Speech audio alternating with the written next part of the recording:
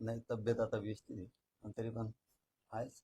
शेवटी अशक्तपणाला येईल, आंघोळून गेलेले पूर्ण अशक्तपणा प्रचंड आहे. त्याने खूप म्हणजे इतकं अंग दुखतं ना, ते काही सांगता येत नाही, इतका त्रास. सलाईन पुन्हा सुरू करणारच आहे थोड्या वेळाने डॉक्टर. पण महाराष्ट्रातल्या बांधवांना सांगतो की सध्या तब्येत बरी आहे. 4 दिवसापासून तुम्ही काही तुला बोलले नाही, म्हटलं बोलतच असतात. छगन भुजबळ म्हटले की मनोज जरांगे यांनी उतरावर येऊन आत तरी जागा निवडून आली. आता ते वेळ आल्यावर सांगून येतात, त्यांना दम नाही निघायचं. वेळ आल्यावर सांगून बरं एक केलं तर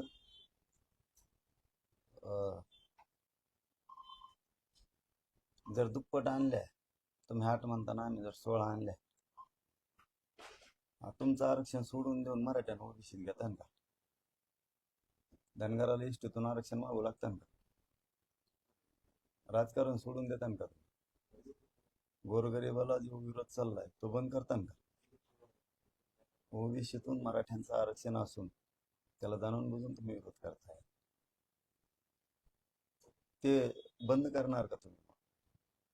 का नुसतं बोलायचंय म्हणून बोलायचंय, विरोध करायचंय म्हणून करायचं? तुम्ही ओबीसी जो विरोध चाललाय मराठ्यांना येण्यापासून तुमचा, ते थांबविणार का मग तुम्ही? आणि मराठ्यांना आत घेतान का? हा, येतान का? दुप्पट आणू. तुम्ही 8 म्हणतात, आम्ही 16 आणू. तुम्ही आरक्षण सोडून देणार का सगळं? राजकारणापासून लांब जाणार का?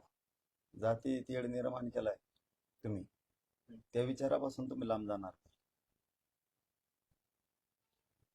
एसटीत आरक्षण मागतोय धनगर समाज, ती मागणी का म्हणू लागणार का? थांबवा ना मग तुमचे विचार. ते काय फरक पडतो एखाद्या चॅलेंज द्यायच्या मांडल्या? ह्या मराठ्यांना मग ओबीसी आरक्षणात बोल म्हणा, जाहीर 16 आणून दाखवतो. जाहीर बोल नाही, घेऊन दाखवायला लागल. तू बोलशील हा घ्या, तुला बाहेर निघायला लागेल तिथून.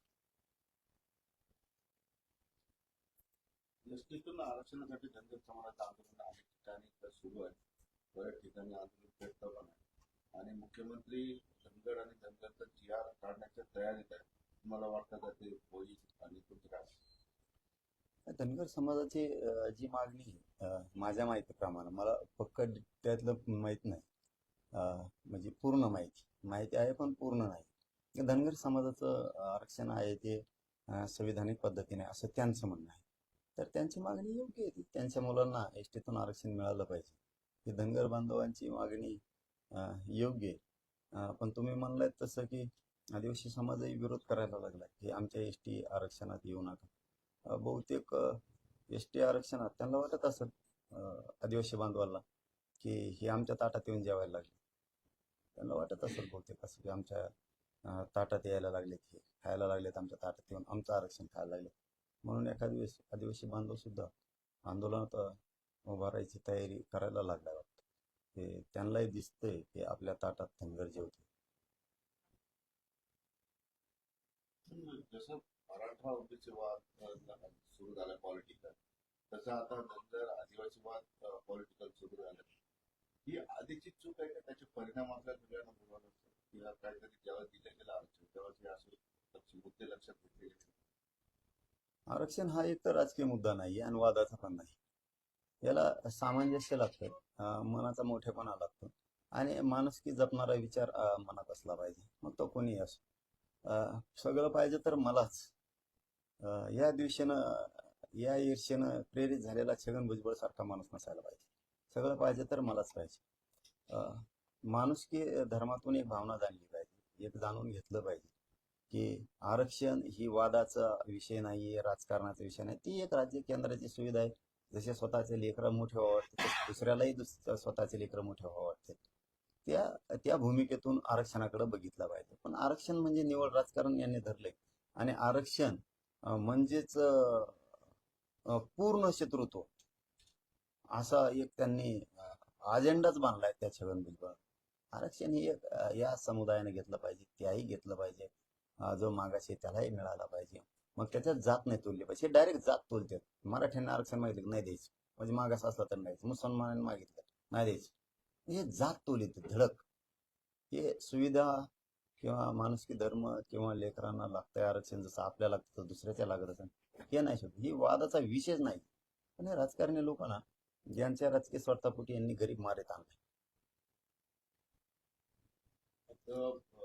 भाजपचे केंद्रीय नेते अमित शहा येऊन गेले, बैठका झाल्या पक्षाचे एकत्र. बोलताना ते असं बोललेले की आम्हाला मोठ्या आंदोलनात हाताळायची सवय आहे. गुज्जर पटेल यांचं आंदोलन आम्ही हाताळायला सत्तेवर आलो, मराठ्याचे आंदोलन आम्ही तसंच हाताळतो. म्हणजे ते फडणवीस बघून गेले. बर, हे बघा, एकतर ते काय उद्देशाने बोललेत हे नाही मला, मी बघितलं नाही, काहीच बघितलं नाही.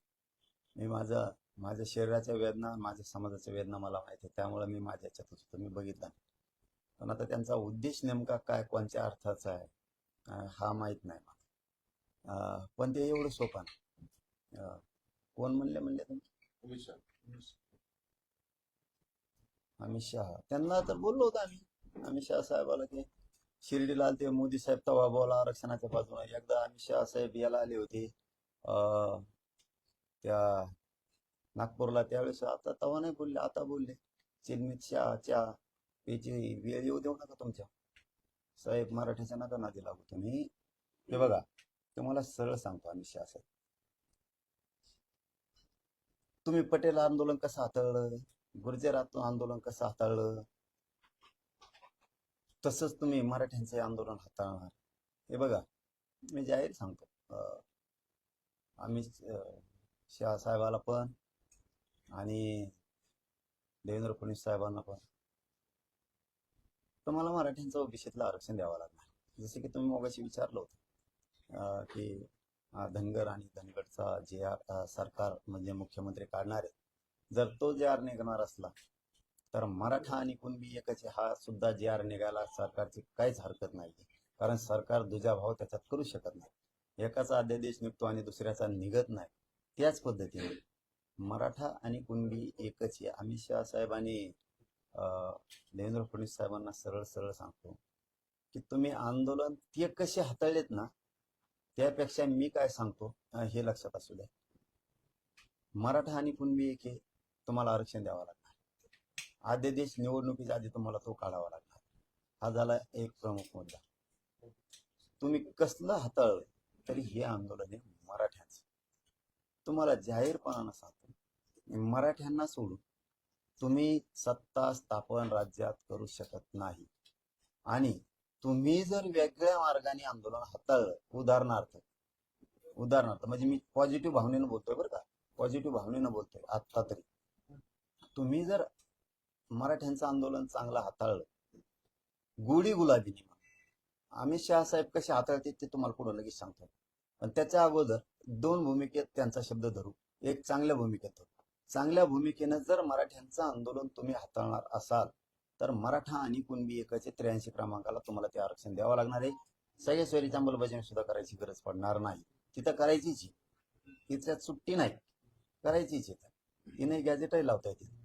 पण जर का रे बाबा तुम्ही मराठा आणि कुणबी एक आहे हा कायदा काढला आणि मराठ्यांना जर आरक्षण दिलं तर जसं तुम्ही म्हणताय की आम्ही मराठ्यांचं हे आंदोलन हाताळू, ते गोडीगुलेपणे हाताळलेलं तुम्हाला परवडलं. तर मला जाहीर सांगतो, जर मराठ्यांना आरक्षण दिलं तुम्हाला सत्तेपासून कोणीच हटू शकत नाही. बघा मी तुम्हाला काय सांगतो दोघाला, अमित शहा साहेब बी आणि ते देवेंद्र फडणवीस साहेब, मराठ्यांना आरक्षण जर दिलं तर तुम्हाला सत्तेपासून कोणीच हटू शकत नाही. पण तुम्ही जर नाही दिलं तर चिलमी चहा असं प्यायची येळी तुमच्यावर येईल. चिलमी चहा लय अवघड असतं भाऊ. ती येळी येईन मग ती वेळ येऊन द्यायची नाही. तुम्हाला क्लिअर क्लिअर सांगतोय. तुमची आंदोलन हाताळण्याची पद्धत ही मला चांगली माहिती. तुम्हाला वाटत असं हे खेड्यातलं हे असं कसं काय आहे. मी सगळ्या आंदोलनांचा जवळपास विचार केला आहे. तुम्हाला मराठ्यांना आरक्षणापासून बाजूला ठेवून एक 2-4 मिनिटं जास्तीचे घेतो. मराठ्यांचं आरक्षण तुम्ही बाजूला ठेवून मराठ्यांना या प्रक्रियेपासून बाजूला ठेवून तुम्हाला जर वाटत असलं आरक्षण न देता आम्ही आंदोलन हाताळू, तर अमित शहा साहेब तुमची आयुष्यातली घोडचूक असणार आहे. त्याचं कारणच सांगतो तुम्हाला. अगोदर तुम्हाला पॉझिटिव्ह भूमिका सांगितली, तुम्ही गुडीगुलेपणे हाताळावं मराठ्यांचं आंदोलन, मराठ्यांना आरक्षण द्यावं.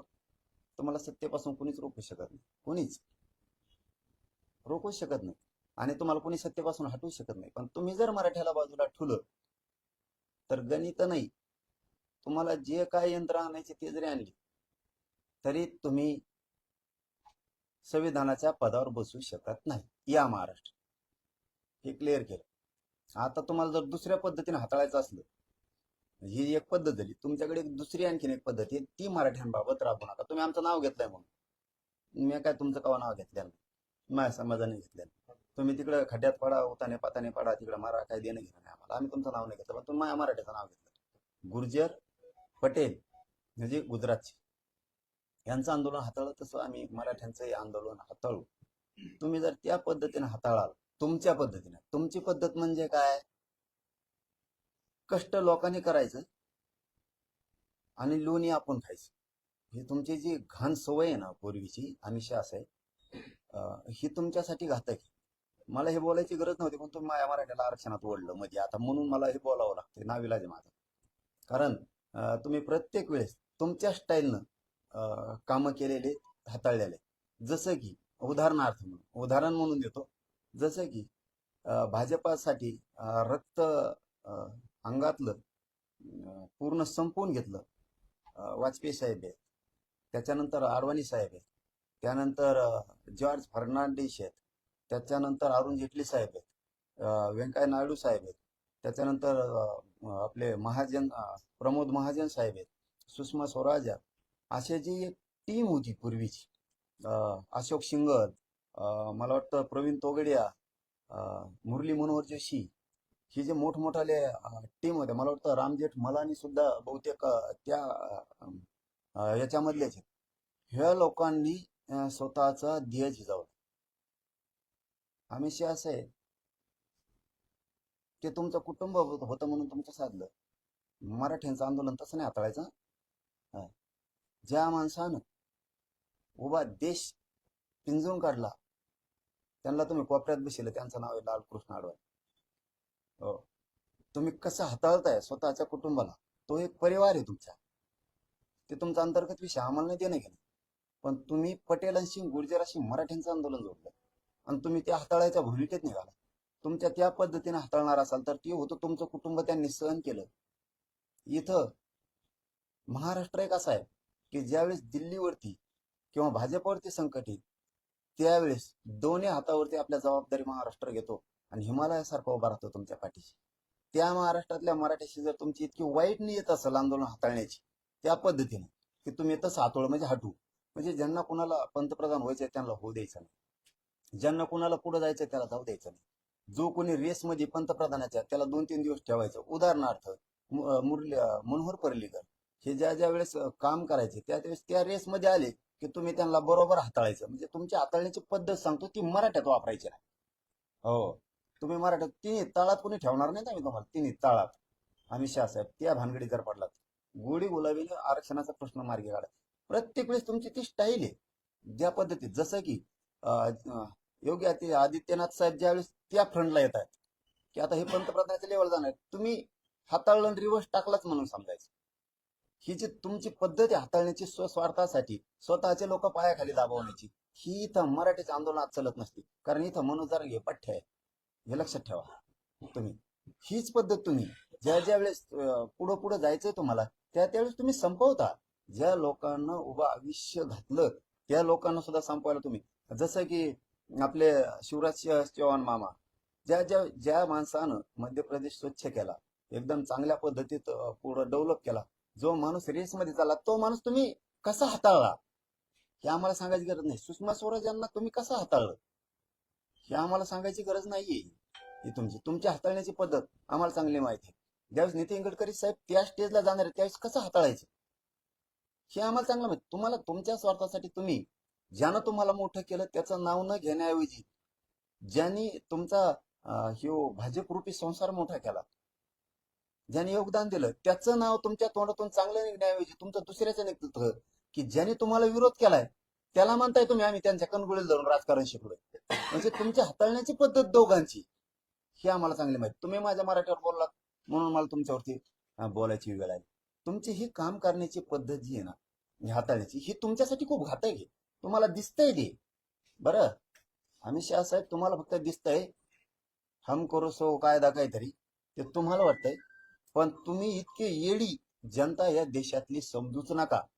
तुम्ही जे माणसं आयुष्य त्यांनी घातलं, वसुंधरा राजे साहेब,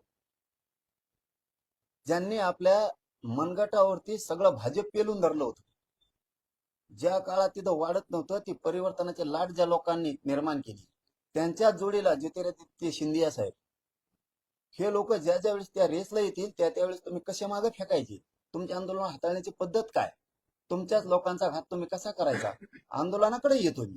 तुम्ही आंदोलन तेही कसे हाताळले त्याच्याकडे पण येतो, आज येतोयच तुमच्याकडे मी आता. पण तुम्ही तुमचे सुद्धा कसे हाताळले. तुम्ही अनंतबेन पटेलांचं काय केलं, पटेलांचा वापर करून तुम्ही गुजरातमध्ये कोणत्या बेटावरती काय उभा केलं, दीव दमनच्या बेटावरती तुम्ही काय उभा केलं, नगर हवेलीच्या बेटावरती तुम्ही काय उभा केलं, सिलवाशाच्या बेटावर तुम्ही काय उभा केलं, आणि स्वतःचे लोक तुम्ही खड्ड्यात घालून तुम्ही वर येण्यासाठी तुम्ही कोणत्या थराला गेलेला आहेत ना, तुम्हाला वाटत नसेल की इतक्या लांबपर्यंत काय काय करायला आहे. कारण माझ्या मराठीचं आंदोलन हाताळायच्या भानगडीत जर पडाल तर तुम्हाला सांगतो तुमचा राजकीय एन्काउंटर होणार. तुम्ही असे राजकीय एन्काउंटर इतके केले की भयानक भयानक केले. तुम्ही चांगले काय कमी केलं होतं प्रमोद महाजनांनी, कुठं कमी पडली होती ती, कुठं लालकृष्ण अडवाणी कमी पडले होते, कुठं मनोहर जोशी कमी पडले होते, मुरली मनोहर जोशी, काय कमी पडले हे लोक. सुषमा स्वराजांनी काय कमी पडले, कोणते लोक तुम्ही पुढे आलेले आणि लगेच मागं घातले. तुम्ही प्रत्येक जागेवर हीच सिस्टम केली. तुम्ही हरियाणा झारखंडला तेच केलं, तुम्ही गोव्यातही हेच केलं, तुम्ही कर्नाटकाला पण हीच सिस्टम राबवली, तुम्ही तामिळनाडूला हेच केलं. तुम्ही काम करताना तुमचे लोक फक्त एकदा वातावरण ढवळून निघूस तर वापर केला आणि नंतर तुमच्या सोयीनुसार तुम्ही तुमचा पक्ष आणि सत्ता हाताळली. तुमच्या सोयीनुसार हे तुम्ही सगळ्यात मोठं पातक केलेलं आहे. का प्रवीण तोगडे यांनी काम नाही केलं, पळून जायची वेळ आणली तुम्ही त्याच्यावर. अशोक शिंगालांनी काम नाही केलं, पळून जायची वेळ आणली. हिंदू राष्ट्र सेनेसारख्या असं मोठमोठ्या विश्व हिंदू परिषद बजरंग सारख्या लोकांनी तुमच्या पक्षासाठी तुमच्यासाठी काय नाही काम केलं. या लोकांनी जेल नाही भोगली तरी तुम्ही असं हाताळलं की त्या लोकांवरती वाईट परिस्थिती आज. ही तुमची काम करण्याची सिस्टम आहे. तुम्ही जे तुम्हाला मोठे करतायत त्यांना तुम्ही संपवताय. अशा पद्धतीचं आंदोलन तुम्ही हाताळता, तुमचा पक्ष सुद्धा हाताळता. उगा आता ते मोहन भागवत साहेब खंबीर फुटाड निघालं म्हणून जमलं नाही, तुम्ही कोणाला सोडलेलं नाही, तुम्ही कोणाला सोडलेलं नाही. तुम्ही इतके पूर्वी ते वैद्य साहेब पण त्यांच्यामध्ये होती, तुम्ही सुदर्शन बहुतेक नाव आहे त्यांचं. हे लोकांनी जे काम केलेलं आहे, यांनी हे भाजप हे राष्ट्र, इथला विचार, इथली प्रगती वाढावी म्हणून कामं केली. आणि तुम्ही सत्ता हस्तगत करायसाठी तुम्ही RSS सुद्धा सोडलं नाही. तुम्ही मोहन भागवत साहेब सुद्धा सोडलं नसतं. पण ते लय खंबीर निघालं कुठार, म्हणून तुमचं काही चाललं नाही. हे विचार आहेत का तुमचे हाताळण्याचे? गुर्जर आंदोलन असं हाताळलं, पटेल आंदोलन तसं हाताळलं, मग मराठ्यांचं हाताळणार. हे विचार आहेत तुमचे हाताळायचे? हे विचार आहेत? हे विचार आहेत भगतसिंगाचे? हे विचार आहेत राजगुरूंचे? हे भारत माता की जय कोणचे? हेगडेवारांचे हे विचार आहेत? लोकमान्य टिळकांचे हे विचार आहेत? कोणते? छत्रपती शिवरायांचे विचार आहेत हे? उपाध्यायांचे हे विचार आहेत का ते? कोणते विचार चालवायला तुम्ही? कोणचं हिंदुत्व चालवलं तुम्ही?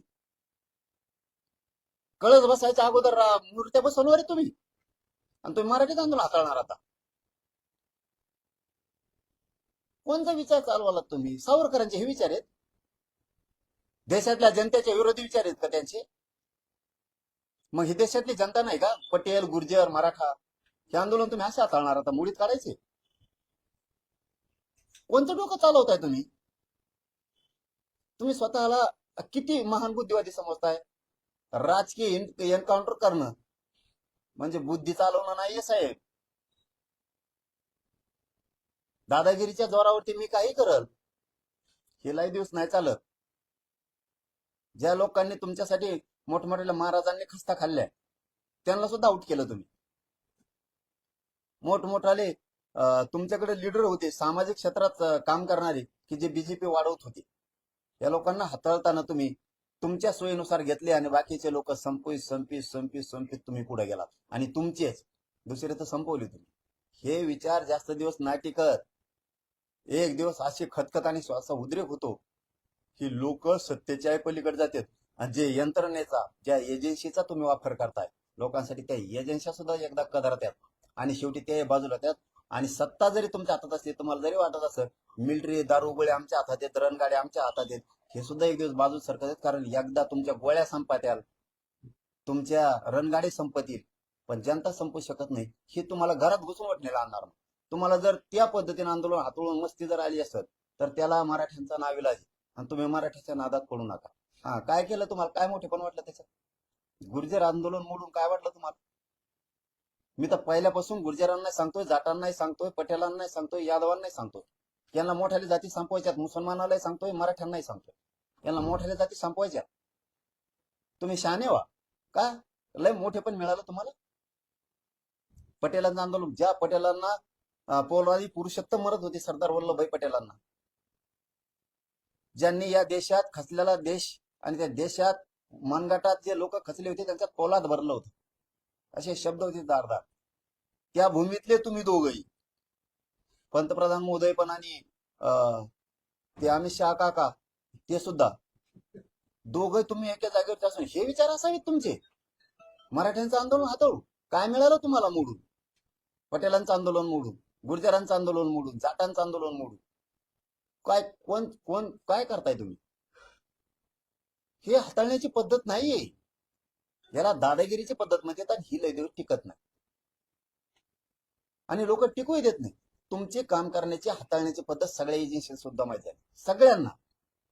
IB ला माहीत झाली, रॉला माहीत झाली, CID ला माहीत झाली, CBI ला माहीत झाली, इंटरपोलला सुद्धा माहीत झाली. सगळ्यांना माहिती तुमची हाताळण्याची पद्धत काय. सगळे कदारले. तुम्हाला वाटतंय फक्त की ह्या देशातला व्यवसाय खुश आहे? अजिबात नाही. गुजरात मधला सुद्धा नाही. तुम्हाला वाटत असेल मुंबई किंवा इकडचे तिकडचे व्यवसाय आम्ही पळवू आणि तिकडे नेऊ. तुमची काम करण्याची खुन्नसी वृत्ती तुम्हाला संपवत जाणार. गुजरात मधले असणारे मोठमोठाले हिरे माणिक मोत्याचे व्यवसाय सुद्धा परदेशात चाललेत. तिकडं अमेरिकेला चाललेत, जपानला चाललेत, चीनला चाललेत, त्या हॉलंडला चाललेत, इंग्लंडमध्ये येत, ते केनियाकडे चाललेत, ते दक्षिण आफ्रिकेकडे चाललेत. दोन दोन व्यवसाय तुमच्या भीतीने उभा आहेत. एक तिकडे, एक इकडे. इकडे तुमच्यासाठी नको उचलायचा म्हणून. तुम्ही लोकांना खोल जाळ्यात घुसायला लावू नका. विषय असा आहे, मराठ्यांच्या आंदोलनाला नीट हाताळा. तुम्हाला वाटतंय तुमच्याकडे लय दादा आहेत, गुंड आहेत, सगळ्यांकडे आहेत. हो, सगळ्यांकडे आहेत. प्रत्येकांची फक्त मजबुरी, तुम्ही फक्त दिसताय आणि लोक दिसत नाहीत. तुम्हाला वाटत असेल माझ्याकडे मध्य प्रदेश, राजस्थान, बिहार, इकडं तिकडं थोडेफार आमच्याकडे गुंड पाळलेले आहेत, आम्ही उज्जैनकडे काही पाळलेले आहेत. त्या जोरावरती आम्ही काही करून घेऊ, कोणाला धमकू, कोणाला आणू, कोणाच्या मागे शिबिया लावू, शिड्या लावू, मारून टाकायच्या धमक्या देऊ, मग आम्ही सत्ता काबीज करू. हे इसरा प्रत्येक राज्यात प्रत्येकाकडे आपण आपल्या राज्याचा स्वाभिमान असणारे गुंड आहेत. मग महाराष्ट्रात मराठी गुंड आहेतच, तेलंगणाकडे आहेतच, तामिळीकडे आहेतच, मध्य प्रदेशवाल्यांकडे आहेतच, ज्यांचं पश्चिम बंगालवाल्याकडे येतं. आणि त्या पश्चिम बंगालवाल्याचे तर काय हाल केले तुम्ही, अमित शहा साहेब.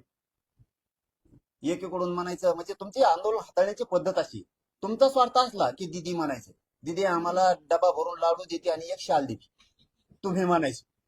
आणि त्याच ममता दिदीच्या मागा लागायची, ही तुमची पद्धत. आमचे सगळ्यांचे गुरु लालकृष्ण अडवाणी म्हणायचं आणि अवमान त्यांचाच करायचा, ही तुमची पद्धत. तुमची आंदोलन हाताळण्याची पद्धत आम्हाला चांगली माहिती. हा. तुम्ही पटेल गुर्जर उलट आता जागे केले, तुम्ही यादव्या माजवल्या, तुम्ही यादव्या माजवल्या. तुम्ही बिहारचा, उत्तर प्रदेशचा असाच कार्यक्रम केला. मुलायम सिंग यादव, लालू प्रसाद यादवच्या अंगावर घाल, लालू प्रसाद यादव नितीश कुमारांच्या अंगावर घाल, चंद्रबाबू नायडू त्यांच्या अंगावरती घाल. जे नितीश कुमार पंतप्रधानाच्या लेवलमध्ये होते, तुम्ही काय काय काय चॉकलेट कुंकड दाखवता आणि तुमचा काय भरोसा नाही. तुम्ही त्यांचेही गेम लावले. तुम्हाला किती राजकीय ज्ञान आहे हे सगळ्याला माहिती. दादागिरीचं राजकीय ज्ञान आणि जनता परिवर्तनाच्या दिशेनं नेणं, हा भारत देश आपण काय म्हणू त्याला महागुरु बनवण्याकडे न्यायचं, आर्थिक सत्तेकडे न्यायचं, हे विचार वेगळे आणि दादागिरीनं नेण्याचे वेगळे. अहो तुमच्यावरती न्यायपालिका सुद्धा खुश नाहीये. काय म्हणताय सर न्यायाधीश तुमच्याबद्दल? कोणाला शिकवताय तुम्ही आंदोलन हाताळायचं? सर न्यायाधीशांच्या भूमिका तुमच्याबद्दलच्या काय? इतक्या भयान परिस्थिती करून ठेवल्यात तुम्ही. आर्थिक सगळी जडणघडण ज्या माणसानं बसवली त्या माणसाला सुद्धा तुम्ही नीट विचारत नाहीये. तुमचे काम करण्याची पद्धत म्हणजे फक्त खुर्ची आणि खुर्ची, बस. नुसते कोणत्या महाराजांनी तुमच्यासाठी कामं केले नाही? कोणत्या रामदेव बाबांनी तुमच्यासाठी काम केलं नाही?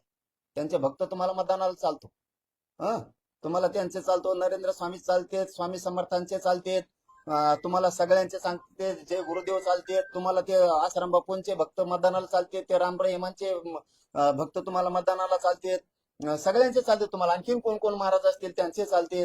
हा ते बिचारा राव, ते आपला ही काय नाव आहे त्यांचं, रामदेव बाबा, ते बिचारे आपले पाय टांगड्या वाकड्या करू करू करू करू लोकांना बिचारे ते शिकवित येत. त्यांचं जगाच्या पाठीवर एक प्रोडक्ट निर्माण झालं होतं, प्रोडक्ट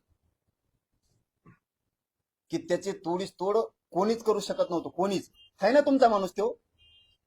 का बरं बंदी घातली त्यांच्या विक्रीवर, आयात निर्यातीवर? रामदेव बाबांनी काय केलं तुमचं? ते बिचार मत होतं तूप खाव, घेऊ घी खाव, बाजरी खाव, गहू खाव, ज्वारी खाव, आजची दळून आणलेली खाव, लिंबाच्या काड्या खाय कुठं, बबूल खाय कुठं, शेंगा खाय, याच्या शेंगा खाय, येड्या बाबलीच्या शेंगा खाय, काही लाकडान गोट्यान ही पाला खाय, त्यो पाला खा, ही साबणी खाऊ, त्यो करू. बिचाऱ्यात चाललं होतं आपलं कसं काय ना. घातलेलं म्हणजे तुम्ही त्याच्यावर काय वाईट केलं त्या माणसानं? हे तुमचे हाताळण्याची पद्धत. तुमचं ऐकलं की चांगलं, नाही ऐकलं की ढिधारा लगेच. पुरी बंदी घातली, साबणीवर बंदी घातली, त्याचे बिस्कुट होते पतंजलीचे, सगळा फेस पाडून टाकला त्याचा, काही ठेवलं नाही तुम्ही. हे तुमचे आंदोलन हाताळण्याची पद्धत. तुम्ही स्वतःला जितकं समजताय ना तितकं सोपं नाहीये. तुमचे काम करण्याची सिस्टम फक्त तुम्हाला मिळूस तरच आहे. एकदा तुम्हाला मिळालं काय देणे घे, नुसते फुटा, याच्यात उभी फूट, त्याच्यात उभी फूट. अरे मला त्या राजकारणाशी नाही देणे घेणं, मला तिकडे जोडू नका. मी सत्य आज एक माणूस म्हणून बोललोय, मी आज सत्य म्हणून माणूस म्हणून बोललोय. आणि हेही शब्द क्लिअर सांगतो तुम्हाला मी. त्या महाविकास आघाडीचं देणं घेणं नाही आम्हाला, त्या भाजपचं देणं घेणं नाही, काहीच देणं घेणं नाही. अहो अमित शहा साहेब, त्या काँग्रेसाने काही दिलं नाही म्हणून तर लोकांना तुम्हाला निवडून दिले ना. ते काही फायदे करीत नाहीत म्हणून तर तुम्हाला निवडून आणले लोकांनी. आता तुम्ही असे आंदोलन हाताळणार का आमचे? मग दादागिरीने ते काही देत नाहीत म्हणून तर लोकांना तुमच्या डोक्यावर बोलायला टाकलाय ना. तुमच्याकडून अपेक्षा व्यक्त केल्यात ना. कशाला केल्यात? आणि किती दिवसाने बोलताय तुम्ही? 13 महिने आंदोलन झाल्यावर आणि निवडणुका जवळला हाताळतो म्हणून. इतक्या दिवसानंतर किती दिवस? अहो, तुमचे सगळ्यांना पद्धत माहितीये. तुम्ही किती विचित्र आहे. त्या दोन भावा सुद्धा फुटपाडले राहू तुम्ही. त्यांना सुद्धा सोडलं नाही तुम्ही. जिथं तुम्ही सत्य मान्य नाही करणार, आता तुमचे कुत्रे 4-5 जण उठते जात.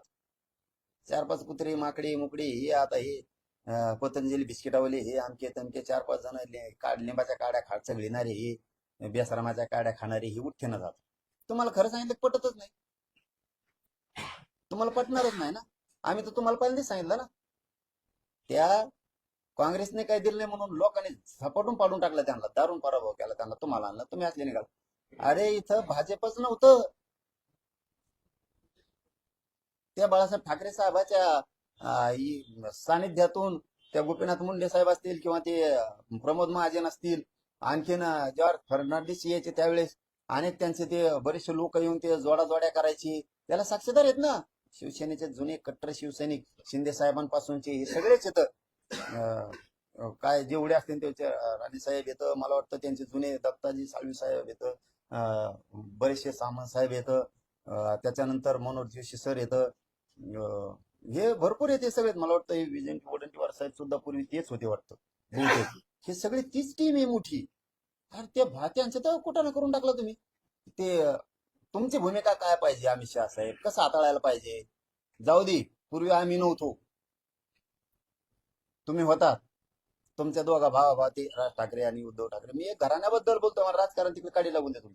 तुमची कशी हाताळण्याची पद्धत आहे. एखादा म्हणतो त्या टायमाला उभा करू लागली होती. अरे जाऊन ते दोघं झगडे मत भांडव एकामेकासोबत, तुम्ही गप्प बसो दोघं. त्यावेळेस चलती होती. तुम्ही समजून सांगायला पाहिजे दोघाला. त्या हे करायला पाहिजे. जुळून जुळून आलं की लगेच म्हणजे चाल बाजूला आहे. मला तर वाटतं त्याची कोणी निर्मिलच काढली. ते गप्पच बसलं, प्रचारात लागलं धडक लगेच. एक नाही दोन माणूस होता आजनाशेष सरळ प्रचाराला लागले. अरे अरे काय तुम्ही लोक, हीच पद्धत नाही. उलट तुम्ही अमित शहा साहेबांसारख्यांची अशी पद्धत पाहिजे. भांडण लागलं, हा कोणात लागलं, उदाहरणार्थ गिरीश महाजन मध्ये लागलं किंवा फडणवीस साहेबात लागलं, हे बंगारात मिळत दोन तोंडात दिन दोघायचे. ही सिस्टम पाहिजे तुमच्या. लगेच 5 का फास सोडून देते, ते झाले मोकळे की लगेच तो नंबर लागला त्याचा. अरे काय लोक तुम्ही आंदोलन हाताळता. त्या राज ठाकरे ते कोण कोण उद्धव ठाकरे साहेब हे जे फाकलेत, त्या राज साहेबाला त्यांना दोघाला एक एक कान फडत द्यायची. एक मोठे आहेत तुम्ही आज. पूर्वी त्यांच्या बापानं भाजप वाढवलं, किंवा मोदी साहेबांना आसरा दिला. ती दंगल झाली त्या गोदर हत्याकांडाची, त्यावेळेस साथ दिली. या देशात तुमच्या बाजूने कोणी उभा राहत नव्हतं त्यावेळेस. तर म्हणायचं 2-2 थोबडे ठेवून दे, नीट राहिले दोघं संगत चला. दोघं भाऊ गळ्यात हात टाकू एकामेकाचा, रोडाने हिडो भाऊ भाऊ दोघं कानाकान फिरो डांबरी डांबरी. असं गप असं बोलण्या का तर ते दिलं सोडून ते त्यांच्या चिंधड्या वाजून देणार. ही सिस्टम चांगली नाही तुमची. ही सिस्टम चांगली नाही तुमची. आता काँग्रेस चांगला नाही म्हणून तर लोकांना तुम्हाला आणले. तर तुम्ही असले निघायला लागलात आंदोलन हाताळायला. मराठीचं आंदोलन मोडायला निघाला तुम्ही. कोणाला ठेवलं तुम्ही? कोणाला नाही ठेवलं. तुमच्यासाठी काम करणाऱ्या सगळ्यांचा कार्यक्रम केला तुम्ही. टोटल काय ठेवलं नाही.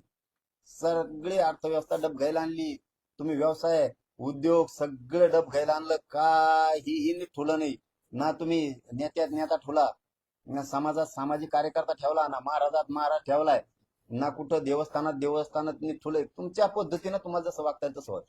पण शेवटी लिमिट असते. शेवटी खूप लिमिट असते. शेवटी एकदा जर लोकांनी मनात घेतलं तर हे भयानक परिस्थिती होत असते. भयानक परिस्थिती होत असते. हा, तुम्ही आम्ही बी कट्टर हिंदू आहेत. हो, आम्ही बी या राष्ट्राचे सेवकाच आहेत पठ्ठे. हा, कट्टर हिंदू आहेत आम्ही सुद्धा भक्तच आहेत. पण आम्ही आमच्यात हातोळून वाटोळं नाही करीत तुमच्यासारखं. हो, तुम्ही फक्त आम्हाला दाखवायचं. आम्ही म्हणजे आमचे आंदोलन मोडायचे तुम्हाला. पटेलाचे, गुर्जराचे, जाटांचे, मराठ्यांचे, धनगरांचे आंदोलन आमचे मोडायचे तुम्हाला आणि दुसरे जागवायचे. म्हणजे ज्यांनी आमची मुंबई, ज्यांनी आमचा भारत देश परेशान केला त्या बांगलादेशनं, त्या हरामखोरबाईला तिकडे ठोकलं, तिला सांभाळायला तुम्ही. इकडे आणून सांभाळणारे तुम्ही. आणि आंदोलन आमच्या हातून मोडायचे. ज्याने आमचं काश्मीर, ज्याने आमची सगळी मुंबई बेजार केली, त्या शरीफाच्या पोरीच्या लग्नाला तुम्ही. वारे आंदोलन हाताळायला निघाली तुम्ही, ज्यांनी आमचा देश बरबाद करायला चालले. सगळ्या एजन्सीचे डोके तुमच्या पुढे बंद पडले आणि तुम्ही आता आमच्या गरीबाचे आंदोलन हाताळणार, आम्हाला गरीबाला मोठं नाही होऊ देणार तुम्ही. कुठं चालली तुमची भूमिका अमित शहा साहेब? म्हणजे तुम्हाला मराठ्यांची कत्ली करायची, तुम्हाला मराठ्यांवर गोळीबार करायची आणि आंदोलन हाताळून मोडून टाकायचं, ही तुमची भाषा. आणि ती बी मराठ्या संघ. नाही टेकणार तुम्ही, कोणीच नाही टेकणार तुम्ही, कोणीच टिकणार नाहीत. आणि या देशातल्या सगळ्या क्षत्रियांना सावध होणं गरजेचं आहे. आता क्षत्रियांना सावध होणं खूप गरजेचं आहे. यांचा आलेख अन्यायाचा वाढत चाललाय. यांना परिवर्तनाशी देणं घेणं नाहीये. यांना अर्थव्यवस्था मजबूत होण्याशी देणं घेणं नाहीये. यांना फक्त खुर्ची कशी मिळवायची, मग दादागिरीने मिळवायची का कशी मिळवायची, एवढं त्यांच्या डोक्यात. त्यामुळे क्षत्रियांनी जागा होणं देशातल्या गरजेचं आहे. मग तो यादव असल, उत्तर प्रदेश असल, जाट असल, तुम्ही हरियाणाचे असतील, तुम्ही पटेल असल, म्हणजे गुजरातचे पाटीदार असतील, गुर्जर, जाट, राजपूत, राजस्थान, मध्य प्रदेश, तामिळनाडू, ह्या सगळ्या लोकांना खूप चाणक्य बुद्धीनं सावध होणं गरजेचं. खूप चाणक्य बुद्धीनं गरजेचं आहे. नसता हे लोकांच्या हातात एकच डाव आहे, ऐक नाही तर तो राजकीय एन्काउंटर करू. जर जनता एन्काउंटर राजकीय करायला लागली ना, पुढच्या वेळेस तुम्ही दिसणार सुद्धा नाही, दिसणार सुद्धा नाही. आणि तुम्ही असं जर लयच करायला लागलं, आता पोलिसाचा वापर कर, एजन्सीचा वापर कर, आंदोलनात दडपू टाक, तर जनता तुटून पडणार आहे. मग जनता तुटून पडणार आहे, मग आरेला कार्य करावंच लागणार.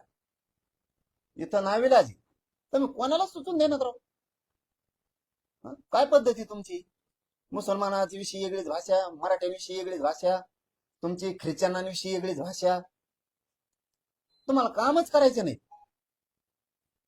तुमच्या दलित मुस्लिमांविषयी वेगळीच भाषा, 12 बलुतेदारांविषयी, ओबीसी विषयी वेगळीच भाषा. तुम्हाला लोकच जगू द्यायचे नाही. तुम्हाला तुमच्या भाजपात सुद्धा काढ्या लावल्यात तुम्ही. तुमचे संपवायला निघाला. सगळ्याला माहितीये नागपूरसाठी यावेळेस काय केले तुम्ही. हो, दिल्लीपासून काय काय सूत्र हल्लीले तुम्ही. सगळ्यांना माहितीये तुमचेच लोक पाडायचं होतं, तुम्ही काय काय करताय. त्याच्यात आम्हाला पडायचं नव्हतं, पण तुम्हाला काही घेणं नाही आमच्या आंदोलनात हातळून ते बंद पाडायचं. आणि हे कदापि तुम्हाला शक्य होणार. तुम्हाला पुन्हा पुन्हा सांगतो मी, तुम्ही प्रामाणिकपणानं आमचं आरक्षण ओबीसी ते आम्हाला द्यायचं. तुम्ही आंदोलन दादागिरीनं हाताळायच्या भानगडीत पडायचंच नाही. तुम्ही ना मारू शकतात मराठ्यांना, ना पाडू शकता, दोन्ही बी नाही. मारायची टप्पर मराठ्याला तुमच्यात एवढी नाही, कारण मराठा सोपा नाही. 27 कोटीपेक्षा जास्त क्षेत्रीय मराठा या देशावर. तुम्ही लय झोपेत नका राहू, लय झोपेत नका राहून, लय सोंग बी नका घेऊन, कुंकड नका बोलू, आणि कुंकड बोलून पडून घेऊ नका स्वतः. मी तुम्हाला सत्य हकीकत सांगितले. विचार चालवताना नीट चालवा. भगतसिंगांचे विचार कसे आहेत ते चालवा, लोकमान्य टिळकांचे विचार, छत्रपतींचे विचार, तुम्ही ते हेगडेवारांचे विचार ते चालवा. हे काय मग ऐक नाही तर पाडून टाकीन, लगेच गुतून टाकीन, हे काय पद्धती? ही कोणची पद्धती तुमची? तुम्ही वेठीच नाही धरू शकत जनतेला. आणि तुम्ही मराठ्याच्या तर भानगडीतच पडू नका. तुम्हाला खरं तेवढं सांगतो, तुम्ही मराठ्याच्या भानगडीत पडूच नका. आरेला कार्य जर मराठा करायला लागला तर महाराष्ट्रापासून तिथपर्यंत कार्यक्रम करेल. कारण शेवटी तुम्हाला सांगतो, हा महाराष्ट्राचा कसा आहे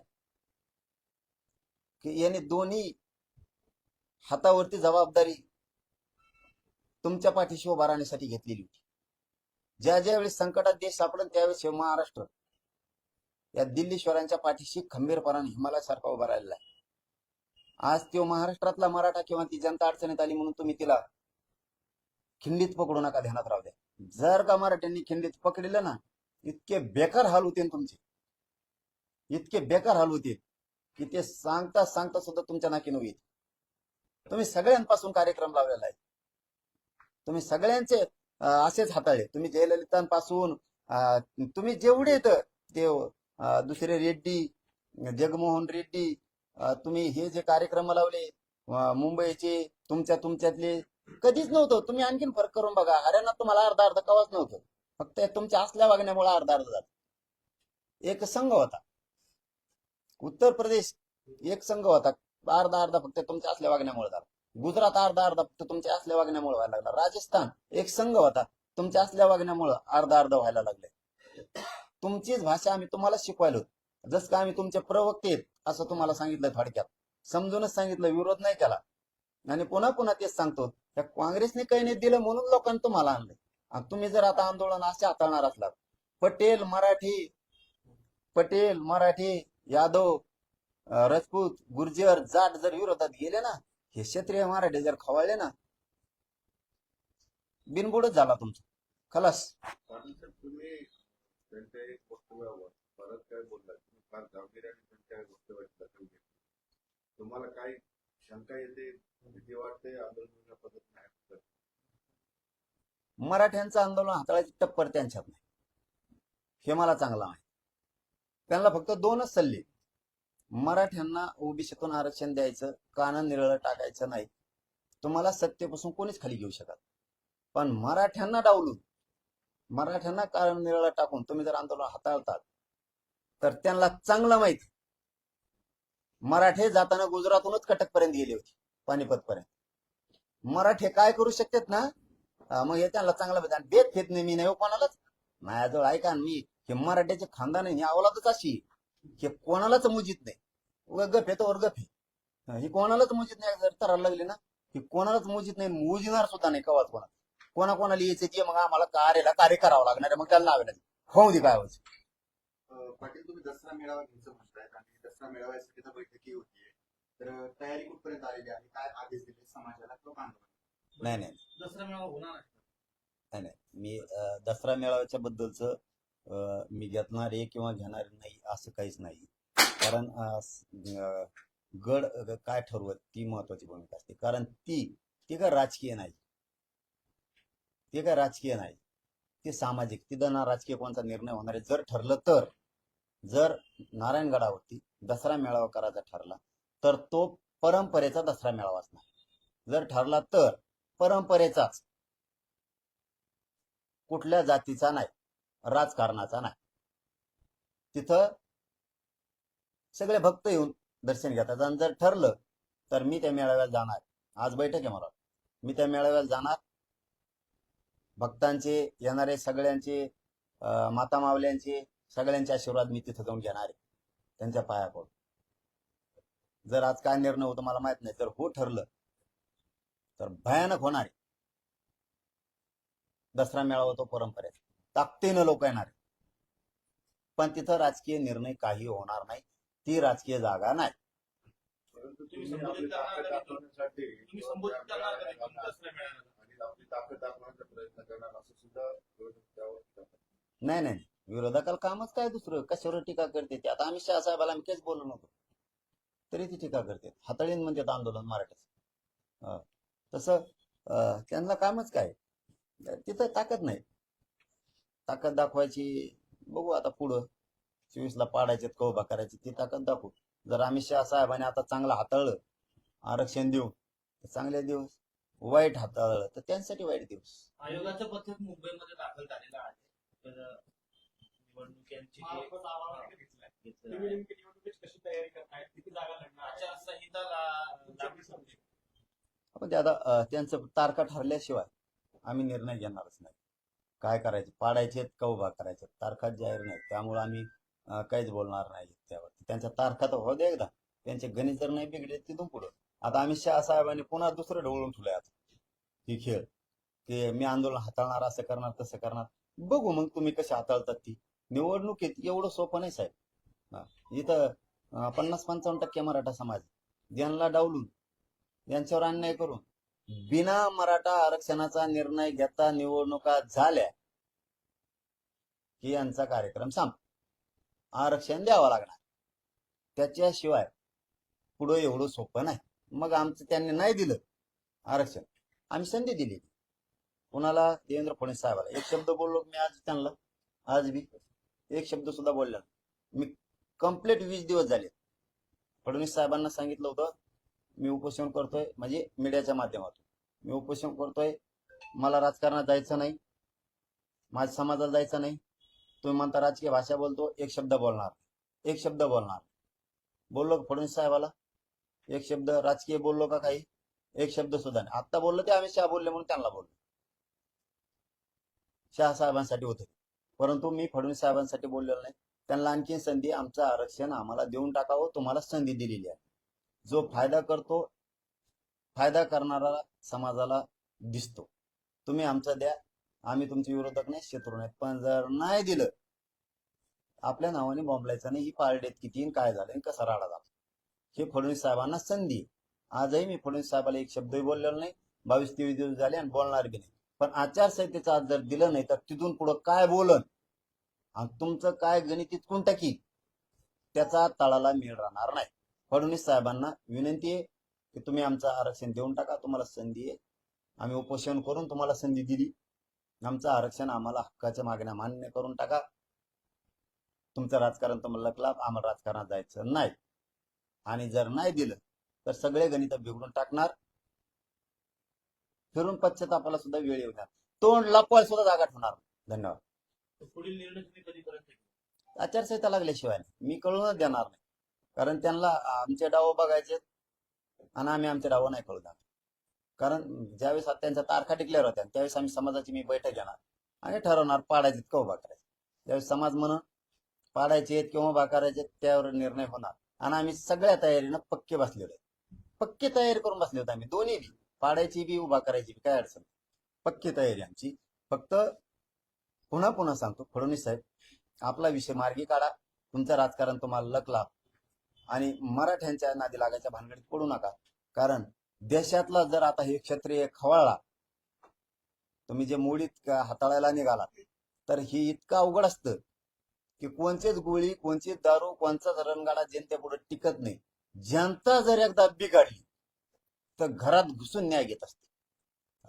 राज्यात तिसरी आघाडी निर्माण झाली आहे. राजू आहेत, छत्रपती संभाजीराजे आहेत, बच्चूकडे आहेत. त्यांनी जी भेट पण घेतली होती, त्यांच्यासोबत जाण्याची चर्चा चालू आहे. बघूयात, नाही ते काही चर्चा नाही आमची, भेटायला आले होते फक्त, बाकी काय ते नंतर आता विषय होईल. निवडणुका तारखा झाल्या. चल, धन्यवाद. पहिल्यांदा आले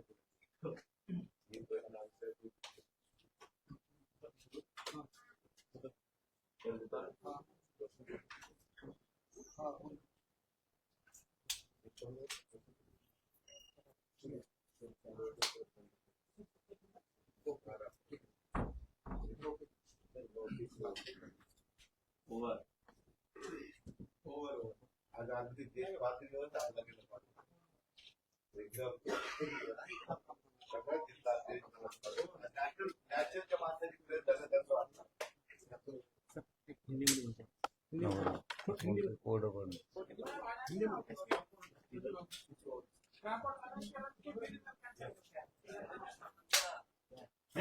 तुला काय वाटतं?